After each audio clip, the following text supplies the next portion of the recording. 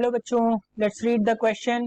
The question says two nearest harmonics of a tube close at one end and open at other end are 220 Hz and 260 Hz.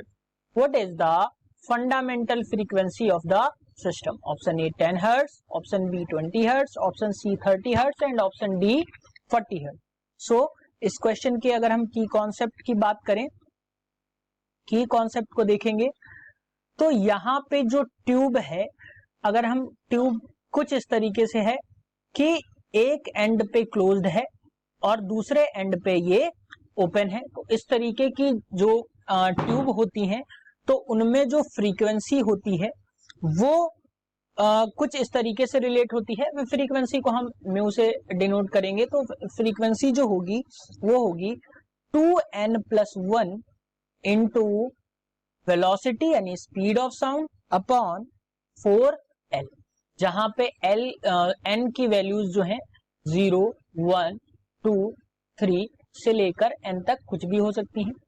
अगर हम 0 वाली लें तो ये जो 0 यानी कि मिनिमम और मिनिमम होगी तो यही उसकी फंडामेंटल फ्रीक्वेंसी होती है. तो फंडामेंटल फ्रीक्वेंसी अगर हम बात करें f तो ये आपको मिल जाएगी v/4l. This one is the fundamental frequency. अब अगर हम इसी के रिगार्डिंग क्वेश्चन पे जाएं तो क्वेश्चन कह रहा है कि एक फ्रीक्वेंसी गिवन है जो कि 220 हर्ट्ज के बराबर है. तो अगर हम फ्रीक्वेंसी की बात करें तो जो v1 मिली हमें वो यहां से मिलेगी 2n+1 इंटू v/4l और ये हमें मिल रही है 220 हर्ट्ज के बराबर. दूसरी फ्रीक्वेंसी न्यू2 की बात अगर हम करें तो आपको मिलेगी 2n+3. हम नेक्स्ट जो फ्रीक्वेंसी पॉसिबल होगी वो 2n+3 पे पॉसिबल होगी इंटू म्यू v=, ये मिल जाएगी आपको 260 हर्ट्ज. इसको हम इक्वेशंस का नाम दे देते हैं. मान लिया ये जो है इक्वेशन 1 है और ये इक्वेशन 2 हमने मान लिया. तो नेक्स्ट स्लाइड में देखेंगे equation by subtracting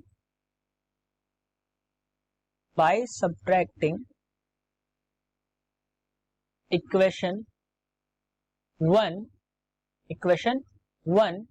from equation 2. जब हम सब्ट्रैक्ट करेंगे तो हमें मिल जाएगा, यहां से हमें मिलेगा 2n+1, सॉरी इक्वेशन 2 में यहां पे +1 नहीं +3 होगा. 2n+3 minus 2n+1 divided by 4l into v=260 minus 220. ये फ्रीक्वेंसीज में डिफरेंस है. तो यहाँ पे जब हम इसको ब्रैकेट को ओपन करेंगे तो आपको मिलेगा 2n+3 minus 2n minus 1 upon 4l = 40. सो 2n से 2n कैंसिल आउट हो जाएगा. तो यहां से आपको मिला और ऊपर v है तो v का भी हम मल्टीप्लाई कर देंगे. तो ऊपर जो हमें मिला वो 2v/4l = 40 हर्ट्ज जो है हमें मिला. अब अगर हम यहां से 2 से इसको काट दें तो ये हमें मिल जाएगा 20 हर्ट्ज. सो अगर v/4l जो कि फंडामेंटल फ्रीक्वेंसी है, अभी हम पीछे ही देख चुके हैं कि v/4l जो होगी यही आपकी फंडामेंटल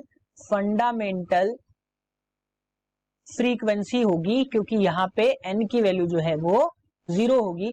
सो यहाँ पे जो फंडामेंटल फ्रीक्वेंसी की वैल्यू आई वो आई आपकी 20 hertz. So appropriate answer for this question is option B, that is 20 Hz. Hope you understood it well.